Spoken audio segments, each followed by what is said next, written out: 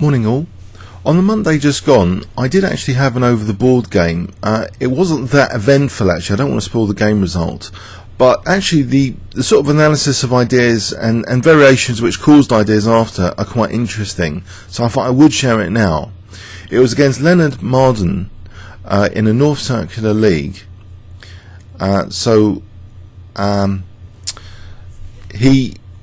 I played him earlier in the season, and that was quite an exciting draw in the end, very dramatic. We were down to about a minute each, and it was the same opening as this game, the Albin Counter Gambit. Now basically, just to introduce the ideas before they come in the game, there's two main things I was thinking about, which I think might be important to consider.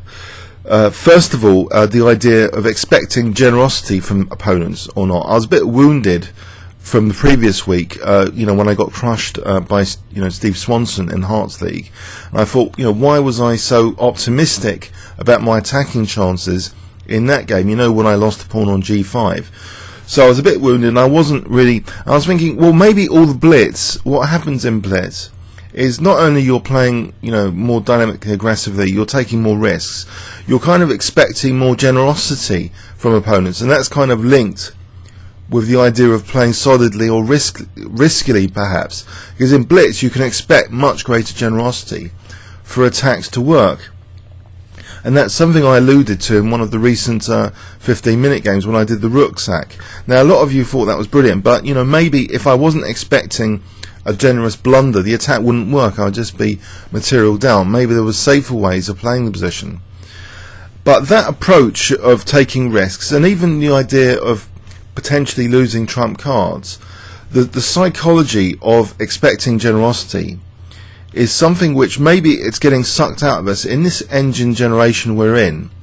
We're not expecting generosity, we're expecting clinical play, because everyone's going over games of engines, finding all these amazing resources.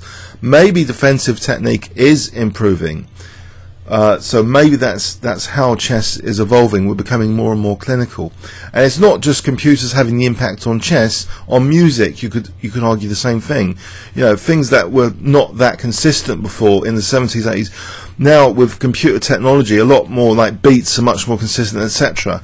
The clinicality context driven by technology means, are we taking less creative risks? You look at the 1972 Fischer-Spassky match. Fischer won with openings like the modern Benoni, which is highly risky. Did he expect generosity? Yes, but it was also unexplored relatively, and so it was sort of calculated risks.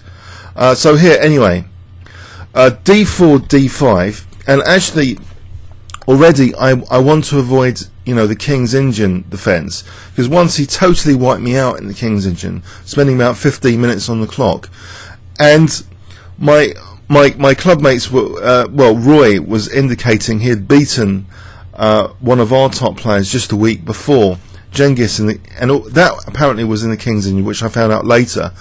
But yeah, it was noted by my team, he had beaten a good player who was on a run of form. So I didn't want to play the King's Engine. I thought, well, why not repeat the Albin Counter Gambit? You see, often the second most popular move here is actually knight f3. If you look at chessgames.com, knight f3 is the second most popular move to c4. Now for blitz chess, this is actually a very important thing to make note of, because in blitz chess, if you have this idea of expecting generosity, then gambits are going to be more effective. You can gambit more because you want to put the opponents under pressure, because there'll be greater generosity in blitz chess. So actually, for blitz chess, I would argue c4 is a bit of a risk because you're allowing the Albin Counter Gambit. Now, although I've played this Albin Counter Gambit, I'm actually in a kind of negative mood in this game, and this is reflected in subsequent play. So this is just my opinion, though. In blitz chess, it's important for players to play knight f3. It's the most annoying move to stop the Albin Counter Gambit. You look at chessgames.com, actually the stats are not that bad for black in terms of winning percentage for Albin Counter Gambit. It's up to 33%, higher than most other choices. So as a blitz weapon, it's ideal, as I've shown in the past quite a lot. but in a longer game it can still be quite dangerous. In this league it's quite a quick time limit, but he's going to be playing a bit more cautiously than our previous encounter. He's not going to be castling routinely, as this game will show. So after knight f3, knight c6, he does play the standard g3, and this is the standard move now, bishop g4, according to chessgames.com. I haven't done anything that bad yet, but there's another instructive angle on this game I want to sort of introduce in advance. That, you know, he's taken with d takes e5. There's an important idea that I've actually got potentially a virtual semi-open file. If this pawn could be removed, this would be actually a trump card. It would be a semi-open file on e2. That's a very important positional note, you know, if you imagine that pawn off the board.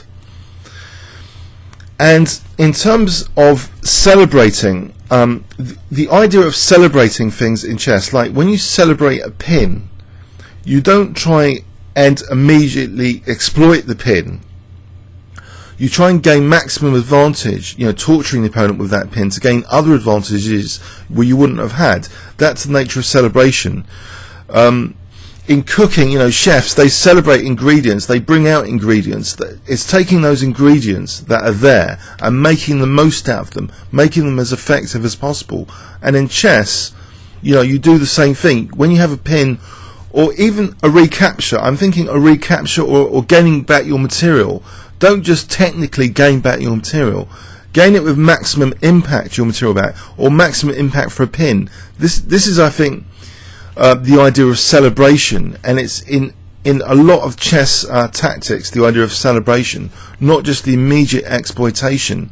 So if this pawn is going to be recaptured later, it should really be done celebrating that recapture, ideally creating that virtual trump card which already exists in the position, the semi-open file pressure. But we'll get to that soon. Okay, so bishop g2.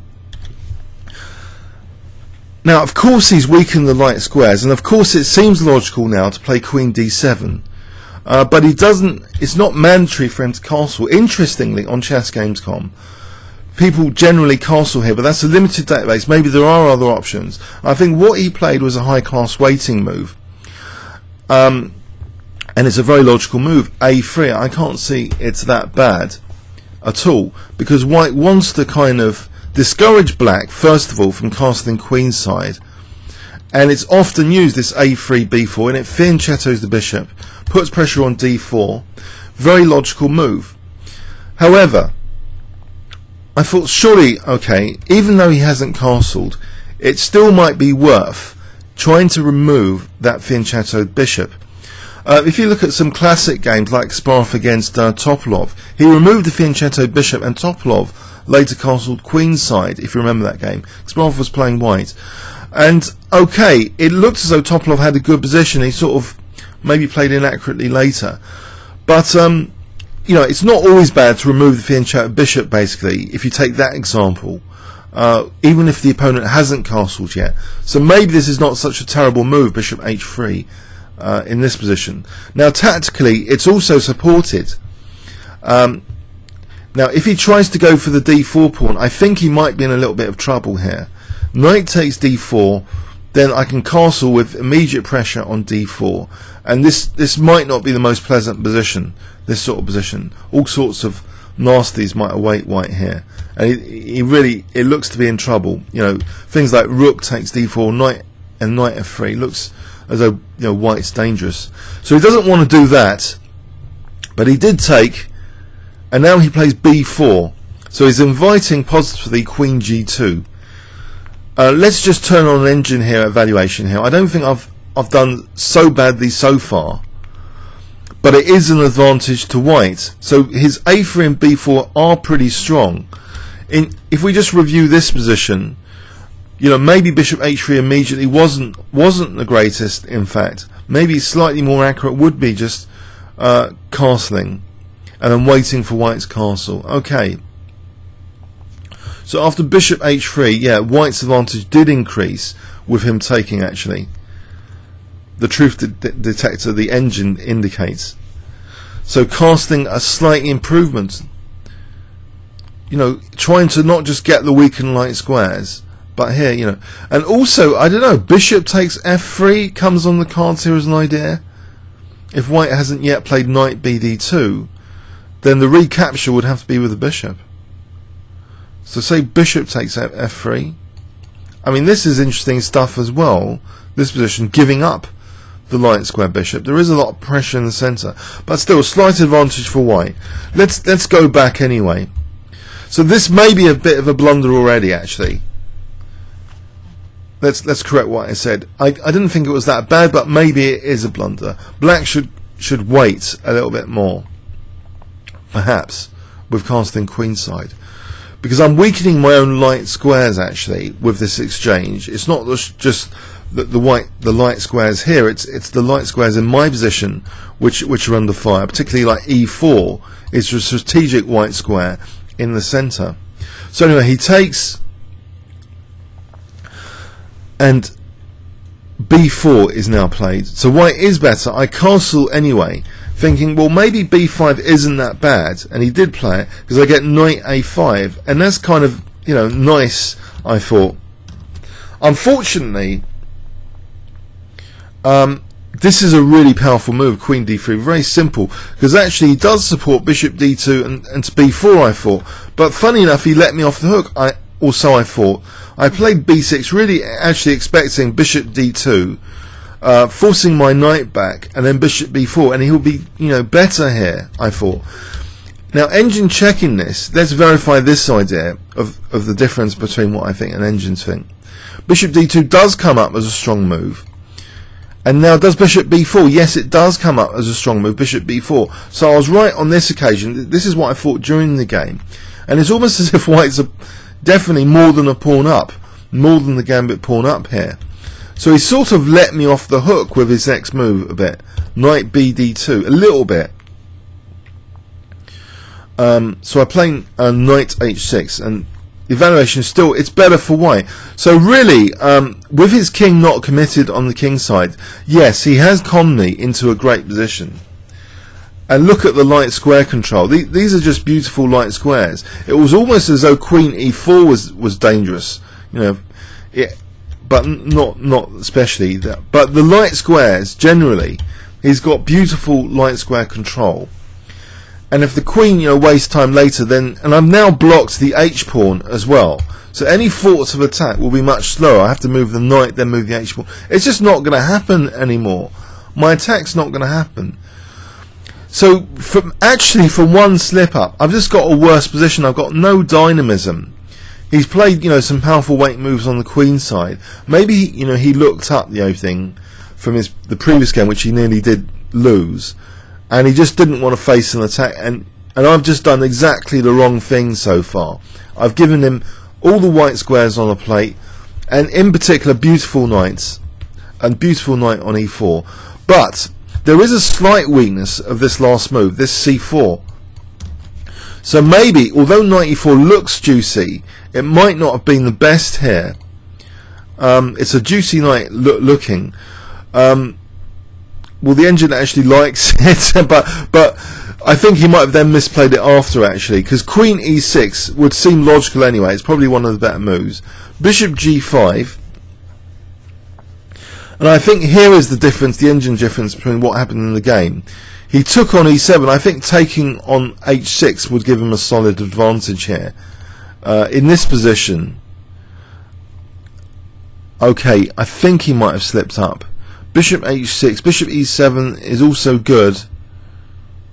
Bishop takes e7. He's still got a big advantage here. I'm a bit passive. I'm not doing much. Okay. Now he castles here. I do the only thing now to try and regain the pawn.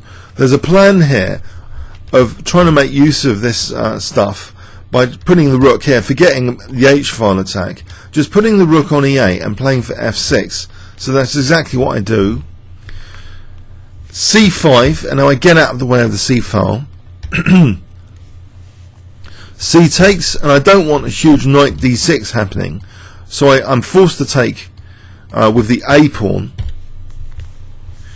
Rook fc1, and he's got a perfectly logical plan now to follow up his c5 break.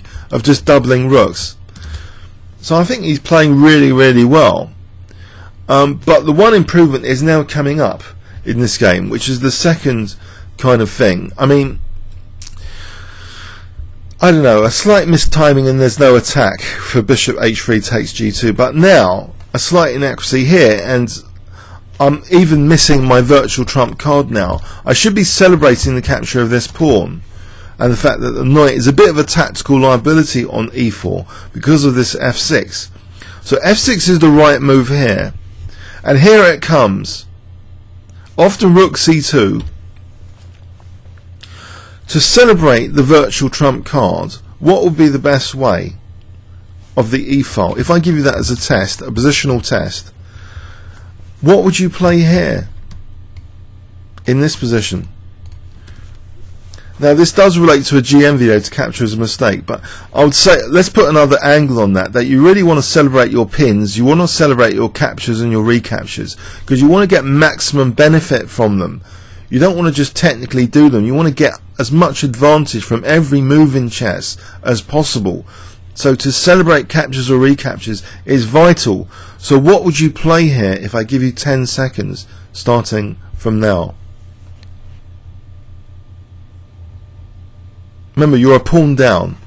You really want to get your pawn back, don't you? Okay? You want to celebrate the recapture of the pawn. Now if you just clinically take the pawn, you know, that's just like, it's like adding carrots to your recipe, but you know, you're getting the crunchiness, but you're not exploiting the crunchiness. You've got to add your ingredients, but get the most from them. The ingredient here, you are able to get this pawn back, but you want to get the most from getting the pawn back. To get the most from this pawn back, you want the semi-open file pressure, which was latent in the position. And here, I have the opportunity to actually almost equalize the game position, which is good for black. It's an achievement for black. But no, I play this poxy move, f takes e5. So I've just related to this GM video to capture as a mistake. Really, you know, it's like exploiting a pin immediately instead of celebrating a pin. Here, there's no rush to take this pawn back. So this is the major, if there is any instructive point about this game, this is one of the major things as well. Knight f7 or knight g4 is going to get the pawn back with semi-open file pressure. So knight g4 here, for example, there's, you know, he can't do this because he's going to lose the knight. And given he can't do that, I'm actually going to get, assuming he doesn't play a clinical move like knight d6, let's play, he plays a normal human move, I'm going to get a virtually equal position. Actually, that seems to be trapping the queen. No, he doesn't want to do that. That would actually win the queen. So he'd let that pawn go. Let's say that this knight takes e5, and you see the huge difference here. I've got frontal pressure. So it's a huge keenness to recapture immediately instead of celebrating the recapture. But this is the thing with cooking and with chess. You want to get the absolute maximum from the ingredients you have. There's an ingredient of the position here. It might have been a pin, but here it's a recapture of a pawn. How would you recapture the pawn? Give yourself minus 100 points if you played f takes e5. If you played knight f7 or knight g4, give yourself 100 points.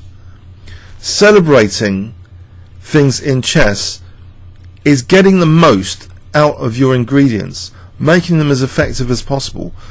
So I didn't, and now this is again a totally poxy position after f takes e5. I've given him a beautiful knight blockade on e4. I've compounded my earlier mistimed bishop g2, too keen without him castling, giving me no attack. I've compounded that to give him really beautiful knights.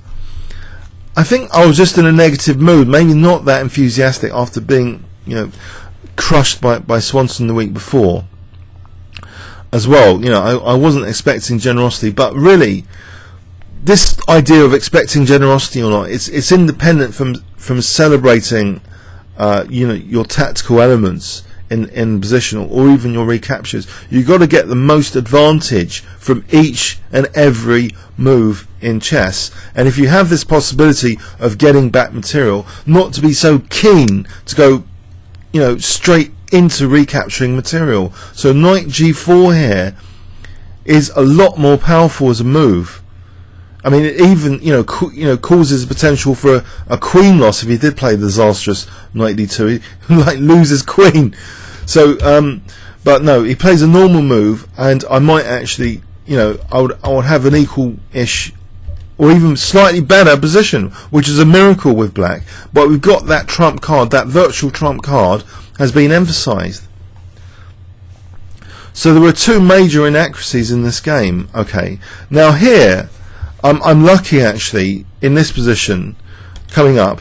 After rook d7, there's a tactical episode now after knight fg5, but thankfully he put a draw offer on the cards. And as I say, this is the thing, he's better here anyway technically. And the funny thing is, okay, so let's turn this off for a moment. In this position I did have a big think, and I was thinking, he was shorter on time, but he's got a beautiful position. There's nothing at all wrong with position. He's got the perfect light square blockade. I've got no h-file attack or attacking chances. I was thoroughly depressed with this miserable effort that I've done in this game. I can point to only two inaccuracies, major inaccuracies: the super keenness of playing bishop takes g2 and the super keenness of trying to win back the pawn. Those are the two major key inaccuracies, I believe. So actually I did accept a draw, but there is a potential for a huge blunder here. Say g6, he pointed out this: knight takes, queen takes, knight f6. And actually my position might be like falling to bits. After like rook takes c7, it starts to look a bit nasty. If I have to give up my queen g6, this is not very pleasant, and I'd be like totally collapsing. I didn't see that. I just thought he was better with the doubled rooks. So intuitively I thought, well, actually this is not a bad position to agree a draw in. So my opponent was generous in the draw offer, which I accepted. So, and he was suggesting that one of the better moves was rook h8. Let's check this position with an engine to see, am I actually collapsing here? So if I play g6, knight h7 is the engine move. So he had actually seen this tactical, line, and it is pretty crushing. This, in fact, instead of rook c7, queen g6 even stronger. I don't really quite understand it. I think maybe, I don't know. Why not rook takes c7? Will it come up with rook takes c7 here? Because that looks so crushing compared to the other one. Oh, it's giving queen f5, that's why. Okay, on queen takes c7, that is a disaster. That's +6. So, but with queen f5, that makes it a bit less worse, but still better for white. So this would have been a very, very unpleasant continuation. So I'm glad I agreed to draw. So just to summarize, if there's any instructive points about this game, well, first of all, I think a dynamic view of chess about getting potentially losing trump cards, playing with risk, is intrinsically linked with expecting generosity. Now, although I did play a gambit in this opening, my psychology was not right for the opening. There was a psychological mismatch that I was in a sort of solid, not risk-taking frame of mind, playing a risky opening. If you play a risky opening, you've got to get the most of your trump cards. There's a virtual trump card with the Albin Counter Gambit. If you get your pawn back, you should have frontal pressure on the semi-open file for a start. So don't be so keen to play a move like f takes e5 just to get your pawn back. Okay, and also don't be so keen just to exchange off light square bishops. The opponent might not castle routinely. You might not have the h-pawn attack. He's going to wait until you block the h-pawn, and then you'd have no attack. So over keenness to exchange off fianchetto bishops with bishop h3. If I just castled, wait for white's castle. Now, if he does carry on playing the waiting game here, let's just briefly check that again. So say I did castle. It does look as though b4 is discouraging that. but there might be the option not just of bishop h3, of bishop takes f3 here, because actually c4 is a bit vulnerable. Knight takes, I'm wondering why knight takes c4 is not playable here. It might be one of the better moves, or just h5 here. Knight takes c4 might give white, semi-open c-file pressure. He might castle here and just play later bishop f4 and treat that as a positional pawn sack. So anyway, it's the option of bishop f3 which might make this. It's got more options, this line, but there's other ways of waiting apart from casting queenside. Another waiting move might just be f6. If we play f6 here, but not with the idea maybe of just taking here. So say he plays boar, or maybe taking with the knight to at least remove this knight, or castling. Here, there'll be more frontal pressure on, potential trump cards on f2 and e2. It's the idea of just gaining pressure, trying to gain maximum advantage from everything. So anyway, this is just giving white a beautiful position, with me having no attack once I commit to blocking my own h-pawn. This knight's also a tactical target. Thankfully he didn't exploit it with bishop d2 to b4. So I've just blocked my h-pawn, so I've got no attack. It's a miserable game, but I found later instructive points. I mean, I was actually not very keen even to go over this game because it was just such a miserable effort, it seemed. But when I looked at it with an engine analysis, I thought, well, actually, this was an instructive point, how I tried to get this material back in such a poxy way as I do now with f6, and not realizing that this is my opportunity, my golden opportunity to celebrate the recapture of that pawn. But no, I don't take it, and I'm left with totally miserable position, which I'm glad to accept a draw. Hope you got something from that. Comments or questions on YouTube. Thanks very much.